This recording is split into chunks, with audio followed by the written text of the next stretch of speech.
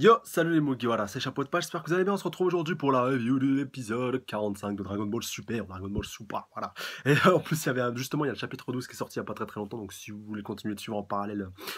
justement de l'animé, bon là, ça en est encore lors du combat, punaise, Kiabe contre Vegeta, enfin ce combat était terminé, je crois qu'à la fin, ouais, à la fin on était à Goku contre Hit, donc voilà, ça, malgré tout, ça commence à faire un petit peu son retard, même s'il y a, commence à avoir un décalage, voilà, c'est fou de dire ça maintenant, alors qu'au début, c'était le manga qui était en avance sur l'animé, par rapport à l'animé, mais bon, c'est pas, voilà, c'est juste un détail. N'hésitez pas à aller le checker, de toute façon je mettrai le lien de la review dans la description donc de la dernière, de celui du chapitre 12, et même voilà, vous verrez quand vous checkerez les chapitres qu'il y a une, enfin si vous ne l'avez pas encore fait, qu'il y a des différences justement voilà, majeure, enfin peut-être pas majeure non plus, c'est pas justement, c'est pas le bon terme, mais si vous voulez l'issue elle-même, mais le déroulement et puis si vous voulez voilà, le développement on va dire des combats est différent justement de l'animé, ça c'est intéressant, voilà, même par rapport à l'arène et tout, voilà, ça n'a strictement rien à voir, même si l'issue au final reste la même, en tout cas pour l'instant, après, on peut encore peut-être avoir des surprises, qui sait, donc voilà, n'hésitez pas à aller checker tout ça. Donc on est parti, oula, attention, on est parti donc avec cet épisode 45, donc qui démarre avec le faux Vegeta, donc voilà, je vais l'appeler comme ça, le Vegeta violet, ouais, plus le Vegeta violet, parce que faux Vegeta, ça fait un peu redondant tout ça. Non, le Vegeta violet, voilà, la copie conforme de Vegeta, donc ouais, qui a absorbé, donc qui a bu l'eau sacrée, voilà, ce qui portera un autre nom, mais ça j'aborderai un petit peu après, ça vous inquiétez pas. Donc qui a absorbé donc toute la puissance de Vegeta, donc Vegeta qui voulait totalement l'annihiler pour pouvoir récupérer sa puissance, voilà, on peut le comprendre, ou au moins le détruire, histoire, voilà, en espérant, je pense, pouvoir récupérer toute sa puissance. Il a essayé de faire un canon de Garrick, mais malheureusement ça n'a pas marché, et lui, la copie lui dit, ah, c'est pas ça que t'as essayé de faire, et puis bim, canon de Garrick, bon, voilà, après elle a pas touché Vegeta, elle est passée à un cheveu de lui, voilà, surtout quand tu vois la touffe de cheveux qu'il a, c'est assez impressionnant. Elle a vraiment rasé de très très près, puis même le canon de Garrick était encore plus décuplé qu'à l'accoutumée, enfin voilà, vraiment un bon gros canon de Garrick des familles qui aurait pu faire très très mal si quelqu'un l'avait pris. Et donc on voit donc Grill, donc le chef un petit peu des méchants, enfin la copie de Grill, comme on le verra un petit peu après, voilà, moi qui croyais que c'était le vrai Grill qui avait changé un petit peu d'apparence, il en est rien. Et donc voilà, un petit peu ce faux Grill, justement, qui est tout content, qui dit ouah super, t'es trop fort et tout, voilà, je suis trop content que tu sois avec moi et tout, donc voilà, vas-y, absorbe tout leur pouvoir, absorbe-les tous, enfin voilà, on voit, il dit même Trunks et tout. Et là tu vois la copie de Vegeta qui qu'est-ce qui c'est, un petit sourire, enfin pas un petit, une petite grimace en coin, qui rechigne un petit peu voilà, au premier abord d'aller s'attaquer à Trunks, puis après finalement on va se résigner, donc on va envoyer un petit peu ses tentacules un peu visqueuses histoire d'aller capturer tout le monde. Et malheureusement pour lui et heureusement pour nous, Jacko va intervenir, donc tel un petit sniper ou tel un tir voilà, en tant qu'un bon shooter de western avec son petit pistolet, donc voilà, il va dégainer plus vite que son ombre, un peu à la Lucky Luke, voilà, après en soufflant un petit coup sur son pistolet, donc voilà, pour détruire ses tentacules, et au final ça va laisser autant donc à nos héros de fuir, donc voilà, Vegeta et puis même tous les autres, même si Vegeta va être un peu useless dans cet épisode, et ça me fait chier, putain de mort Vegeta comme ça, vous pouvez pas savoir quand j'enrage que justement que Vegeta est un sort aussi funeste et aussi, voilà, qui soit aussi peu mis en valeur, voilà, ça m'a vraiment énervé, mais bon, voilà, tout n'est pas acheté dans cet épisode, et heureusement d'ailleurs. Donc voilà, tout le monde va réussir à fuir, sauf Jacko, voilà, qui est resté un petit peu sur sa pose un peu théâtrale, voilà, de côté. Enfin, maintenant, vous connaissez un peu la pose de Jacko. Et justement, voilà, il va, au moment en fait où tout le monde a réussi à s'enfuir, donc la copie de Vegeta et puis la copie de Grill, justement, avait envie de s'en prendre à lui, voilà, vu qu'il est le seul à être encore là. Il dit, oh, pourquoi vous m'avez laissé, pourquoi vous êtes barré et tout. Et puis il arrive finalement à se barrer avec ses projecteurs qui sont placés à ses pieds. Et même s'il le souligne lui-même, voilà, ah punaise, voilà, je peux en servir qu'une fois par jour, il va pas pouvoir se projeter très très loin, mais bon, voilà, au final, ça va quand même réussir à suffire, même s'il va tomber un peu comme une merde juste après, mais il va réussir voilà, rejoindre un petit peu le groupe de Vegeta, de Potaju et puis tous les autres, voilà, Monaka, tous ceux qui ont réussi, enfin, voilà, tout le groupe tout simplement de nos héros qui a réussi à s'enfuir. Et là, ça va être l'occasion justement de Potaju, donc si vous vous rappelez pas, c'est le petit vieillard un petit peu fan d'arts martiaux avec la tétine justement autour de son cou, voilà, qu'il a récupéré, et ça aussi, ça aura un rôle, je pense, dans les prochains épisodes, vu que justement, ça aussi, c'est un petit truc qui m'a titillé, c'est que ce fight-là ne soit pas terminé justement sur cet épisode-là, donc on est un petit peu sur une sorte de mini-arc qui, j'espère, va durer 3 épisodes, enfin, j'aurais aimé que ça dure que 2 épisodes, voire même un seul épisode, mais bon, c'est pas très très grave en soi, mais ouais, je suis un petit peu dubitatif, un petit peu sceptique par rapport à ce choix. Mais bon, après, ça reste un choix, et puis le meilleur est à venir. De toute façon, ça ne fait pas l'ombre d'un doute. Donc, par rapport à Potaju, donc voilà, je vais reprendre un petit peu très brièvement, voilà, les explications qu'il nous a fournies. Donc par rapport à cette eau sacrée qui n'est pas une eau sacrée, donc voilà, même Jacko il essaie de l'interrompre et tout, il lui dit ouais, en fait c'est une eau sacrée et tout, voilà, je sais comment ça fonctionne. Donc Potaju qui lui dit écoute, ferme ta gueule, moi j'ai vécu sur cette planète, je sais comment, que je connais les bails et tout, donc voilà, ferme-la, et puis c'est moi qui vais te l'expliquer. Et donc il explique donc que ça s'appelle pas tout simplement l'eau sacrée, voilà, que c'est un peu un abus de langage, car c'est pas ça s'appelle pas donc tout simplement l'eau sacrée, ça s'appelle la Kame-sen, si je dis pas de conneries, voilà, c'est mentionné comme ça dans l'animé. Et donc cette eau un petit peu empoisonnée, voilà, cette matière un petit peu visqueuse a été donc trouvée, voilà, et un petit peu travaillée par les Potofiens, donc voilà, de la planète Potofu, voilà, qui fait un peu écho au pot-au-feu, je pense, voilà, à part si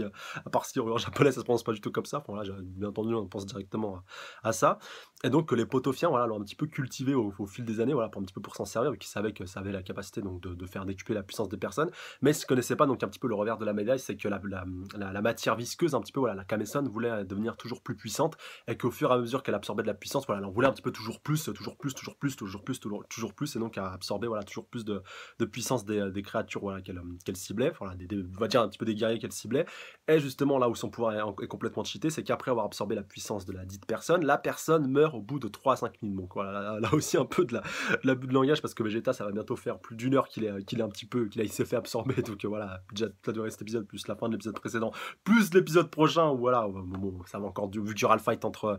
Goku et puis donc contre la copie de Vegeta, voilà, ça vous en doutez bien que Vegeta va encore rester un peu en stand-by pendant un petit moment, alors que Grill et puis tous ces sbires n'ont pas eu cette chance, comme on va le voir un petit peu après dans cet épisode, voilà, où ils vont directement disparaître après, donc c'est fait absorber, mais bon, on s'en fait absorber un petit peu avant Vegeta, donc voilà, ça fait un petit peu, ça sonne un petit peu bien, mais Vegeta, voilà, de bénéficier un petit peu d'un traitement de faveur, mais bon, voilà, c'est pour foutre un petit peu de suspense, un petit peu de tension. C'est vrai que c'était le reproche qu'on pouvait faire justement à Dragon Ball Super jusqu'à maintenant, et justement cet épisode-là vient un peu casser les codes par rapport à ça, enfin par rapport à DBS, pas par rapport à Dragon Ball de manière globale, rassurez-vous, et par rapport au fait qu'il n'y avait pas vraiment de danger, si vous voulez, voilà, il y avait Beerus, il y avait Whis. Là, justement, on voit qu'ils sont pas là, et on voit on retourne un petit peu à un Dragon Ball des familles, un peu un Dragon Ball à l'ancienne, où tout le monde n'est pas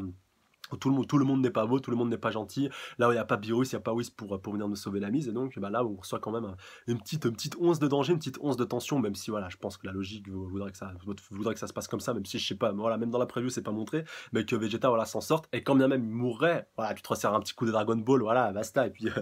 tu le fais revenir. Mais bon, ça sera un peu réducteur, ça sera un peu dommage que Vegeta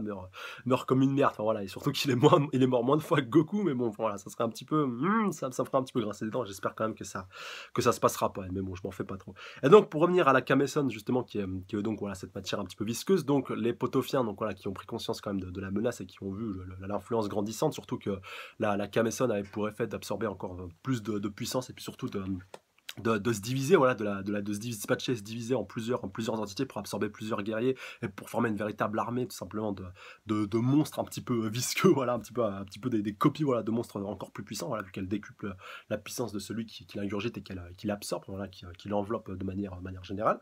Et donc voilà, la Kamesson, simplement les Potofiens ils ont décidé, voilà, de pouvoir tout simplement la sceller, et puis surtout voilà, en voyant la menace grandissante de la Kamesson qui était en train de plus en plus de prendre de l'affluence, voilà, qui pourrait être un danger à la fois pour la planète Potofu, Potofeu, Potofu c'est pareil, ou même voilà, pour l'univers tout entier. Donc ils ont décidé de tous se sacrifier pour pouvoir la sceller une bonne fois pour toutes, et donc il n'y a que Potaju, voilà, celui qu'on connaît à l'heure actuelle, qui a réussi à survivre, et donc qui a pu voilà, fermer un petit peu tout ce qui restait de la Kamesson, donc dans son petit dans son petit récipient, et puis donc voilà, de le sceller via son frigo, via l'osso avec les chaînes, et puis donc avec la petite tétine en guise de clé. Voilà. C'est pour ça qu'il est le dernier habitant de cette planète, et que Jaco, justement, ça fait écho avec ce qu'il disait dans l'épisode précédent, qui croyait donc voilà, qu'il était le seul survivant, pardon, pas, punaise. Il est le seul survivant, mais il croyait donc que Jaco, voilà, c'était un petit peu un abus de langage, qu'il était le seul, punaise, que la planète donc était inhabitée, alors qu'au final elle n'en était rien, mais qu'elle était presque inhabitée, vu que Potaju est le seul à avoir survécu, et que donc il avait quand même voulu garder ça un minimum secret, et que justement, un petit peu de facto, la Kamesson a quand même eu un petit succès, on va dire, en confins de l'univers, ce qui a amené donc la Grill et puis donc son équipe d'envahisseurs à se pointer, et donc voilà, que c'est pas une eau sacrée, mais que c'est au final donc quelque chose de véritablement diabolique, et que voilà, même si ça bonifie, enfin ça décuple ta puissance, ça te tue toi, enfin voilà, ça fait ressortir un petit peu le meilleur côté de ta puissance, mais au final ça te tue, donc voilà, mieux vaut éviter tout ça, et mieux vaut tout simplement éviter d'avoir affaire à cette matière visqueuse et ô combien nuisive. Un autre point aussi important par rapport à la Kamesson, c'est qu'elle copie le physique, la puissance et la colère des personnes, et aussi leur conscience, voilà, c'est-à-dire leur esprit et leur pensée. Donc ce qui fait écho avec ce que la question de Vegeta lui a posé juste après à Potaju. Ouais, pourquoi tout simplement elle a hésité à s'en prendre à Trunks? Et donc voilà, tout simplement parce que voilà, on l'a tellement bien travaillé, bien bonifié, qu'on a fait en sorte que ça copie simplement l'esprit de l'utilisateur, mais que malgré tout il y a quand même la conscience de la Kamesson qui est aussi là, et donc voilà, ça, les deux consciences s'en posent un petit peu, et puis au fur et à mesure, c'est forcément la conscience de l'esprit de la Kamesson justement qui se décuple, et donc qui veut toujours absorber plus de pouvoir. Donc ça peut marcher pendant un temps, mais ça ne durera pas sempiternellement, et puis de toute façon au fur et à mesure que ça se décuple, l'utilisateur originel, voilà, enfin on va dire celui de qui il a absorbé sa puissance, disparaîtra, et donc c'est à ce moment-là qu'on voit donc Grill et puis ses sbires qui se font littéralement absorber.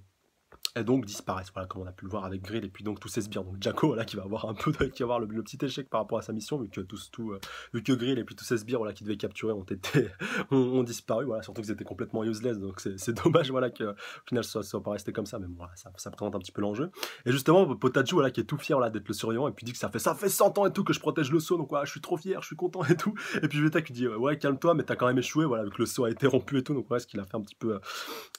peu revenir sur Terre. Et donc voilà, ce qui nous permet aussi de voir aussi le petit flashback sur justement ce qui s'est passé du côté de Grid quand il a absorbé, donc quand il a ouvert le petit récipient où il y avait la Kame-san qui était enfermée. Enfin, voilà, il était un petit peu, enfin, on avait eu une petite ellipse à ce moment-là, et donc justement on avait vu que Trunks et tout, enfin voilà, Trunks et puis son petit groupe avaient réussi à s'échapper in extremis pendant que les autres se faisaient justement absorber par la Kame-san. C'est vrai on n'avait pas, moi j'avais pas forcément tilté à la fin de l'épisode précédent que tout simplement c'était une copie et que c'était pas, je croyais que justement pour le groupe de Grid qu'ils avaient été juste recouverts de la Kame-san, mais pas qu'ils avaient été absorbés, donc ils étaient encore vivants, et puis enfin encore vivants à ce moment-là, mais donc qu'ils ont succombé depuis cette époque-là. Enfin, cette époque-là, depuis cet épisode-là, tout simplement. Et donc par rapport à la suite, justement Vegeta voilà qui est un petit peu voilà un petit peu titillant, et puis qui réalise donc surtout qu'il va bientôt disparaître. Enfin voilà, même si Potachu veut pas vraiment lui dire, il va lui dire de toute façon ouais, je sais que je vais devoir mourir. Même après on voit son corps qui commence un petit peu à s'effacer et tout, et donc voilà, maintenant il va falloir rentrer dans le fight, il va falloir rentrer dans l'art, il va falloir rentrer dans le dur, et c'est là que Gotenks et Trunks justement vont se pointer pour pouvoir l'affronter. Donc voilà, surtout qu'en plus la copie de Vegeta et la copie de Grill sont en train de se pointer et de survoler un petit peu la zone de la planète Potachu pour arriver à trouver tout simplement la zone, on va dire un petit peu la zone de combat, et pour pouvoir les trouver, pour pouvoir absorber leur puissance, vu que la copie de Grill voulait vraiment les absorber.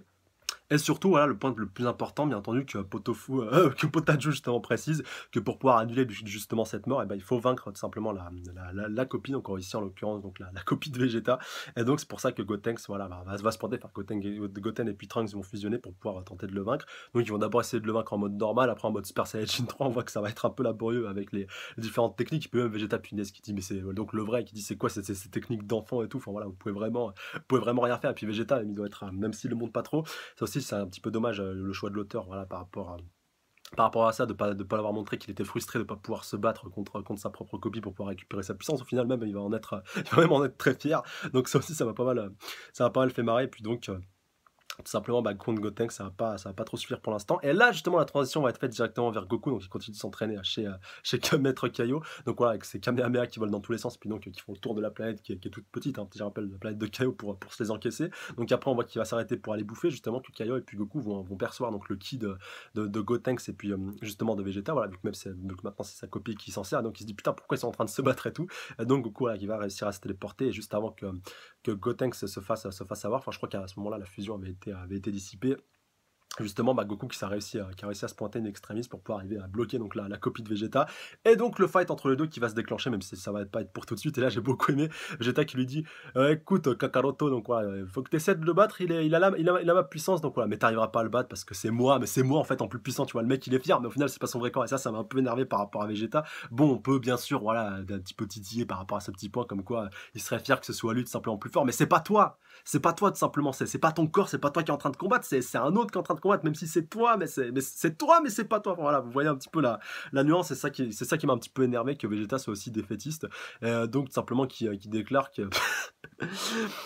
déclare tout simplement qu'il est plus fort que lui, et donc que Goku n'arrivera pas à le vaincre, et donc il préférait même mourir, voilà, quitte à ce que sa copie arrive à le vaincre. Donc c'est ça que j'ai trouvé ça un petit peu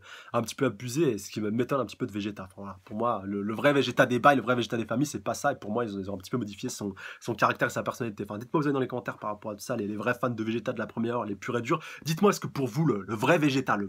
qu'on connaît, est-ce qu'il aurait réagi comme ça, ou est-ce qu'il aurait réagi exactement de la même manière comme ça, ou alors est-ce qu'il se serait résigné, il aurait dit vas-y Kakaroto éclate-le, enfin même s'il va lui dire, mais il va lui dire mais de toute façon t'arriveras pas à le vaincre.